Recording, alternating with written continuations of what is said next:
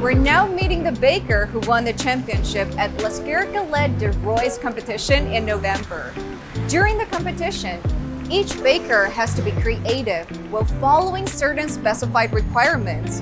Mr. Zhang Shibing has won the championship at the very first time joining the competition after working in the industry for 22 years. Now let's go have a little chat with him. Number 3, l'Escargot croissant from IJYSHENG.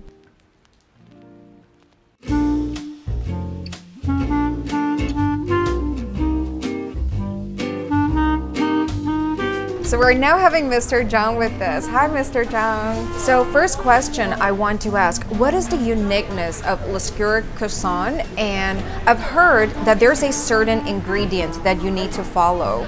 当初我们报名的时候，主办单位有提供一个法国莫夫的一个莱斯克传统可颂的一个配方，那给我们去做一个操作这样子。在我心中的可颂，可能跟莫夫的可颂有一点点差异。那我把它的折数变成为12层，我选用的12折的部分，就是要让它的剖面还有油层的光泽度，莱斯克奶油的风味锁在这个里面。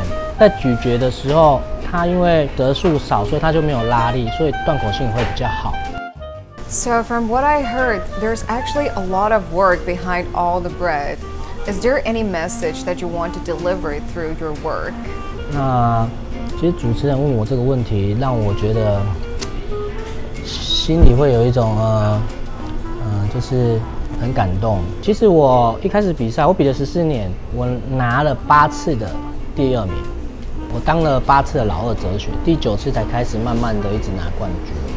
我觉得专注本业很重要，对，毕竟我觉得面包是我的生命共同体。对，虽然会起鸡皮疙瘩，可是真的是这样子的，就是很热爱这个面包。对，它是有温度的。对。